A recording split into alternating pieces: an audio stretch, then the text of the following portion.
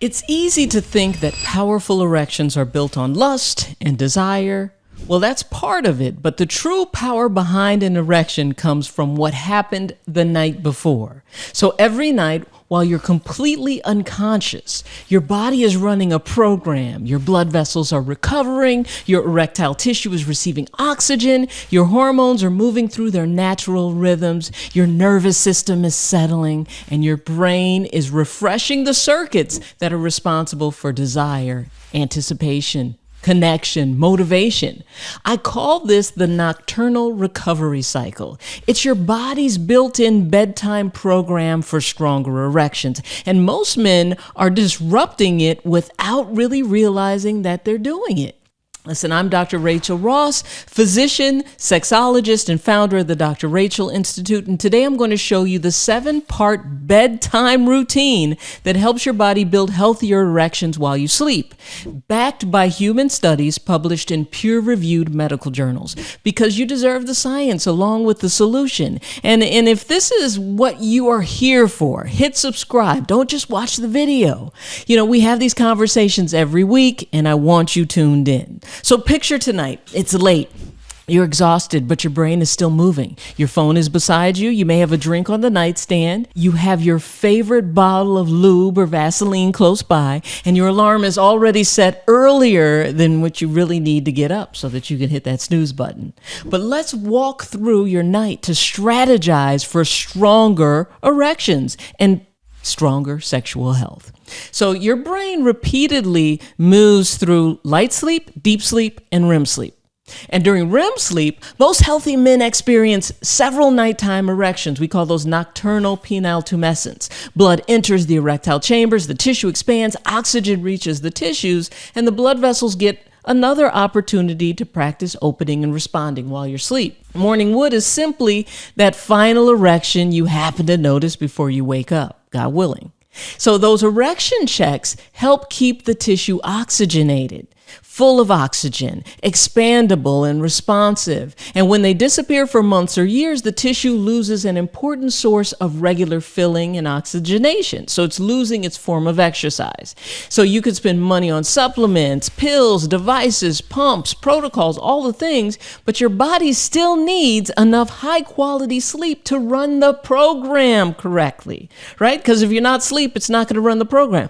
It's the end of the day. You're tired, but you're not calm. Your mind is moving and your hand reaches for your phone almost automatically. This is the first place your nocturnal recovery cycle can take a very different turn. See, the first part of the 7-part bedtime routine that builds stronger erections while you sleep is to stop using daily masturbation sessions as the way to relax, a way to de-stress, a way to calm your nerves, and put yourself to sleep. See, I'm speaking directly to you if this has become kind of like your nightly routine a few times a week. You pick your phone up, you start scrolling, you find something sexually stimulating, you masturbate, you experience that boop, that release, and then you fall asleep. Now, before I go further, answer this question honestly. How many nights this week did you fall asleep after doing exactly that, whether it was in the shower or the bed or the couch? You know, I call that fake rest. See, you interrupted your stress with an intense reward and then slipped off into sleep. So your nervous system never practiced this gradual downshift that needs to happen, and your mind didn't learn how to settle down naturally. And when adult movies and pornography are involved, your brain was highly stimulated immediately before you asked it to recover. So when you repeat that same sequence night after night or a few times a night, stress, phone, pornography, listen, endless novelty, orgasm, sleep is disrupted. You create what I call this bedtime masturbation loop. Stress is the cue. Your phone becomes the doorway. Porn provides a rapid stream of novelty. Orgasm is the off switch. And the more ritualized this loop becomes, the more your reward system may begin prioritizing that digital stimulation over those slower pleasures of real life. See, real intimacy and real sex was never designed to compete with porn. Physical attraction takes time, real touch requires attention, and desire builds through looking forward to it, the anticipation of it, the scent, the memory, the conversation. And pornography can deliver hundreds of bodies and images and scenarios within minutes, and your reward system can begin preferring that option that demands nothing of you. And researchers studying men who were in relationships with low sexual desire actually found that frequent pornography-related masturbation could become that these people could become disconnected from partner desire because they become bored with sex with that person. So many people believe that masturbation helps them sleep, right? But in a 14-day diary study, masturbation with or without orgasm was not associated with falling asleep faster or having better quality of sleep. Partnered sex with orgasm was the sexual activity associated with better sleep in that study. Anticipation should thrill you. A kiss should stop you in your tracks. Real touch, when you feel it, it gets your full attention. The person in front of you should be able to compete with what's on that screen and win. So I want you to run a 7-night experiment. If you happen to masturbate a few times a week for 7 nights, stop. You stop doing it. Stop using the porn. Stop masturbating as your bedtime sedative. Take the phone out of your bed. Take a warm shower instead. Read, pray, journal, stretch, do what you need to do, or use the pelvic release routine I'm going to show you a little later. Give yourself enough time to feel the stress coming down rather than immediately covering it up with jacking off. Now, researchers have tested a 7-day pornography break in regular users. Most participants did not experience broad negative withdrawal symptoms. Although cravings were noticeable, the 7-night reset gives you enough time to interrupt the ritual and observe what happens. So observe yourself. Did you reach for the phone? Does anticipation begin to return? Don't guess. Observe yourself. So put the phone down, break the loop, let your brain remember how to rest without a screen and without that release. Okay, so now your phone is down. You finally fall asleep, but within minutes, your mouth drops open and you're snoring loudly. The second part of the 7-part bedtime routine that builds stronger erections while you sleep is to close your mouth and breathe in and out through your nose. See, it sounds simple and juvenile almost, but your paranasal sinuses, your sinus cavities, contain some of the highest concentrations of nitric oxide found anywhere in the respiratory system. When air moves through your nose, it carries sinus-derived nitric oxide towards your lungs. That nitric oxide helps regulate pulmonary blood vessel relaxation, support blood flow, and assist with oxygen exchange. In fact, in a human physiology study, oxygenation improved during nasal breathing compared with oral breathing. So breathing through your nose versus breathing through your mouth. And when researchers delivered nasal air to intubated patients who were on ventilators, patients who couldn't naturally inhale through their noses, the oxygen increased in their blood an average of 18%. Another controlled study found that breathing through your nose lowered mean and diastolic blood pressure and increased that relaxation, that parasympathetic nervous system contribution to heart health.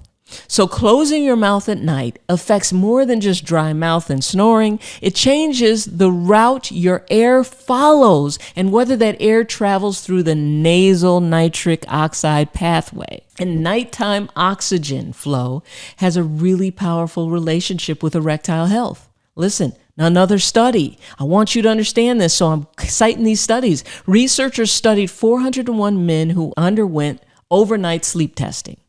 Erectile dysfunction was present in almost 70% of those men who had sleep apnea. Among the men who did not have sleep apnea, the number was only 34%. So that's more than double in men who had sleep apnea. But this is the part I really want you to remember. Your body cannot fully support vascular recovery and erectile tissue oxygenation while repeatedly struggling for air all night long.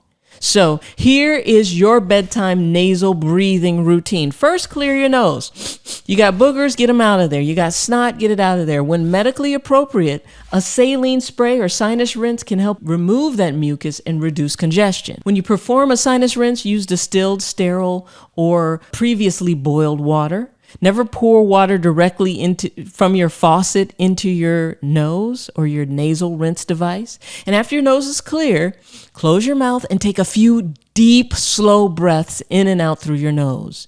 And then hum gently during the exhale.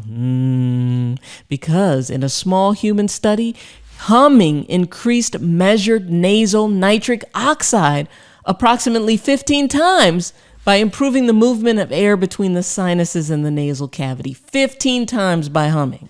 So then ask yourself whether you can comfortably breathe through your nose or not. If your nose remains blocked, you snore heavily, you wake up gasping, your mouth is dry every morning, you wake up with headaches, your blood pressure is difficult to control, or you remain exhausted after a full night in bed, talk with your physician. You may have allergies, chronic sinus inflammation, deviated septum, enlarged nasal tissue, or obstructive sleep apnea. So don't dismiss snoring as a normal part of being a man, and mouth breathing at night should be an emergency. You got to go see your doctor about it. Now, what about mouth tape? Yes, when you can breathe comfortably through your nose, sleep apnea has been evaluated and your healthcare professional agrees that it's appropriate. Mouth tape can help remind you to keep those lips closed. In fact, a small study involving selected mouth breathers with mild sleep apnea found improvements in snoring and mild sleep apnea with mouth taping. However, mouth closure isn't safe or helpful for everyone. So the goal is to create comfortable nasal breathing and then train your mouth to remain closed. You should never have to struggle for air to complete this routine. So close your mouth, breathe in and out through your nose. Let your body use that nitric oxide pathway that it already has. If you want to support that nitric oxide blood boosting pathway through your food, through your lifestyle, I created a bonus nitric oxide boost menu specifically for you. It shows you how to use food. It shows you how to use lifestyle. And it shows you how to optimize nitric oxide production every single day. Just use this QR code on the screen or the link below to get the menu. It's free for you because you're part of my YouTube community. Now, your nose supports the nitric oxide pathway at night. Your food supports it during the day. When you work on both, you give your blood vessels more of what they need to relax and respond. Now, your brain has room to settle. Your nitric oxide pathway has room to work.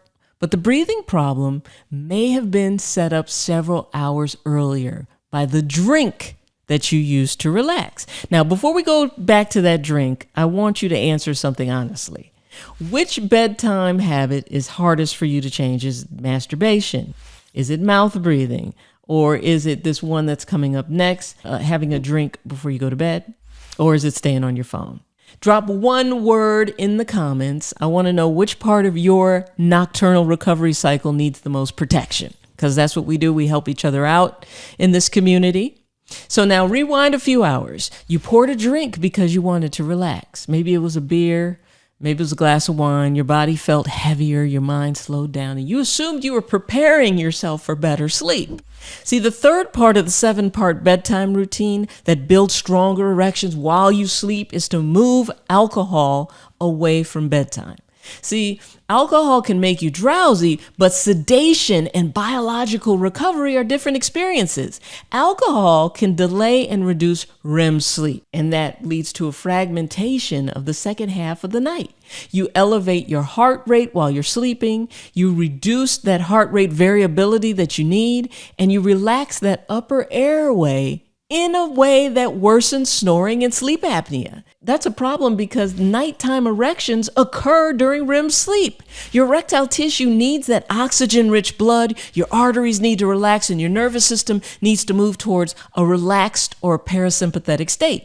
Alcohol interferes with each of those conditions. In fact, if you don't believe me, in a controlled study involving healthy middle-aged men, alcohol consumed within 30 minutes of bedtime aggravated apnea, so it aggravated their sleep apnea and their oxygen measures. Another study found that alcohol consumed within 4 hours of bedtime was associated with greater sleep fragmentation that night. They kept waking up throughout the night, so they never got that full rest. So here's my practical alcohol cutoff for the nocturnal recovery cycle. Finish your alcohol at least 4 hours before bedtime. If you're actively working on sleep, oxygenation, morning erections, or erectile functions, 6 hours gives you an even stronger target.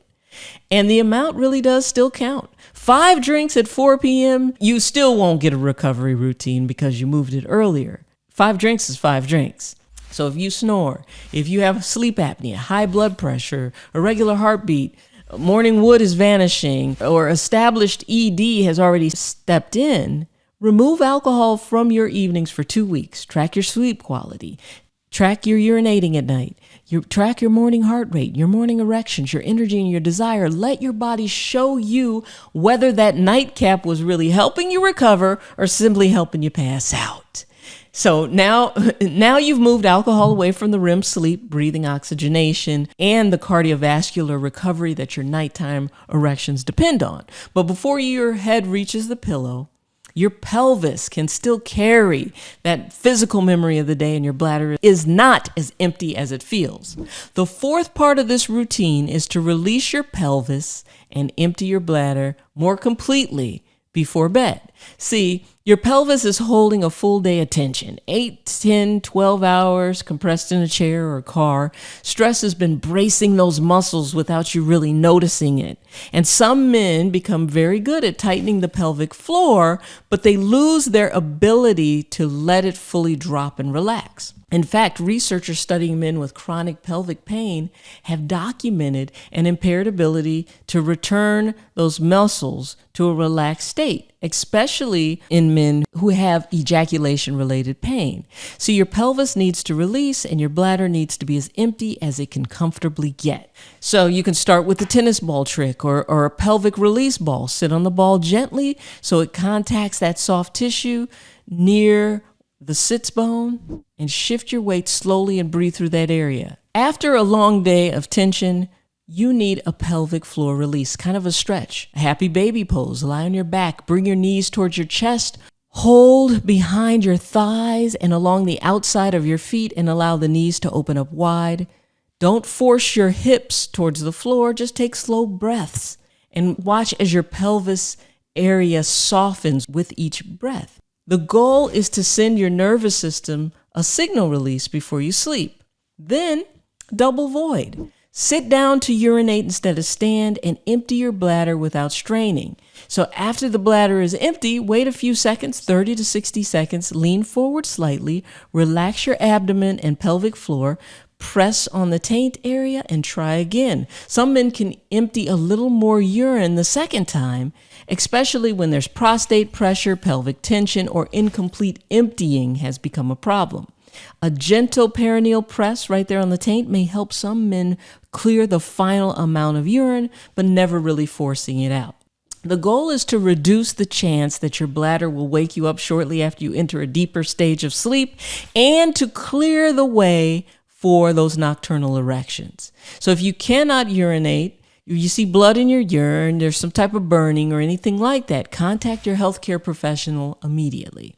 So now you've released your pelvis and reduced one of the most common reasons men are pulled out of that restorative sleep. Now the lights are out, but you look at the clock and you realize your alarm is going to go off in 5 hours. The fifth part of the routine is to give your body enough time to complete the nocturnal recovery cycle. Your brain repeats its sleep cycle throughout the night. REM periods generally become longer as the night continues. That means the final hours of sleep that you cut off may contain the most REM, the most nighttime erections, and a meaningful portion of the emotional and vascular recovery that you need. You cannot squeeze a complete biological recovery program into 4 or 5 hours and expect the same result. So give yourself a consistent sleep opportunity of approximately 6 to 8 hours of sleep. And this is where the science gets really sharp. In one small controlled study, healthy young men who were limited to 5-hour sleep opportunities for 1 week actually experienced a reduction in daytime testosterone of approximately 10 to 15%. Other controlled trials have produced mixed results, so sleep is not the only factor influencing testosterone, but sleep remains closely connected to testosterone timing, cortisol regulation, metabolism, blood vessel health, and nervous system recovery. You also need to account for the time it takes for you to fall asleep. Getting into bed 7 hours before your alarm goes off does not guarantee 7 hours of sleep. So set a shutdown alarm about an hour before your intended bedtime. When that alarm goes off, the day has to begin to close. Lower the lights down, put away your work, move the phone away from your bed, turn the computer off, cool the bedroom down, block unnecessary light, and keep your bedtime and waking time reasonably consistent. Because it matters. See, your phone keeps feeding your brain kind of novelty, conflict, news, messages, sexual stimulation, and a bunch of unfinished business and emails. When you need the day to start feeling complete, it needs to feel like a wind down. So create a signal that's repeatable that tells your nervous system the environment is safe enough for us to shut down and recover. And don't judge your sleep only by how quickly you passed out, right? Ask whether you stayed asleep. How many times did you wake up? How much movement did you have throughout the night without repeated interruptions? And you have now given your nocturnal recovery cycle enough. But part of tonight's story began before any of this at dinner. The sixth part of the routine begins several hours before bed. The meal that you carry into the night is going to give your body either a blood vessel advantage or another assignment to manage while it's trying to recover at night. See, a large meal close to bedtime leaves your body to have to figure out how to digest it, how to handle reflux. What about that blood sugar? All of that, heat production, all the things to managing digestion when it should be focused on recovery and sleep. So your largest meal should usually end way before you lay down. As a practical starting point, finish heavy eating 3 to 4 hours before bedtime. In fact, eat your heaviest meal at lunchtime if you can. And if you have diabetes, use glucose-lowering medication, have low blood sugar at night, or any other condition that affects meal timing, work with your healthcare professional before changing your routine. Then use your evening meal to support the blood flow pathway that you want to carry. So for dinner, add nitrate-rich foods, arugula, beets, celery, spinach, other leafy greens. Use garlic, extra virgin olive oil, rosemary, cacao. Support your broader blood vessel health for that last meal. Don't wait until the moment you want an erection to begin caring for the arteries responsible for creating one. You can even use our E-Function smoothie recipes. This is where your bonus nitric oxide boost menu comes into play. So use this QR code or the link below to get it for free and choose a couple options from the menu to add to your evening routine. It's a menu, it's a lifestyle menu, it's not a food menu.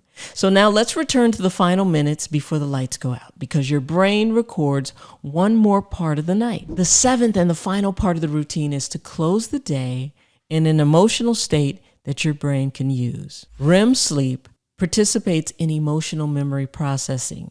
Your brain does not simply erase the stress, conflict, rejection, and all those things that you experience during the day. It continues processing those experiences while you sleep. So think about the final emotional signal that you want to carry to bed with you. Do you end it with stressful scrolling, bad news, conflict, resentment, porn, checking whether your erection still works? Or does it end with affection, calm, anticipation, connection? So if you have a partner, hold each other for 1 minute. Share a real kiss. Offer affectionate touch without turning every touch into an immediate demand for sex. Say something appreciative. Say, I appreciate this about you. Thank you for doing this. Talk about something amazing that you've experienced together. Give your brain a positive event to anticipate while you sleep. That anticipation feeds dopamine, that chemical involved in motivation, pursuit, passion. Right? It lets you know a reward is coming. You do not have to have sex every night to keep desire active, but you do need to train your brain to have positive thoughts positive feelings. And if you're single, this part still belongs to you. Stop ending every evening rehearsing rejection, scrolling and swiping through bodies you'll likely never touch, or repeatedly checking whether your erection works or whether someone swiped on you or off. Use music, journaling, showering, talking to friends, remembering something pleasurable for your day. Think about something meaningful that you're about to build. Allow yourself to look forward to the future connections and the way your life is headed. See, desire is shaped by memory, reward, anticipation, feeling safe, and the associations that your brain continues to build.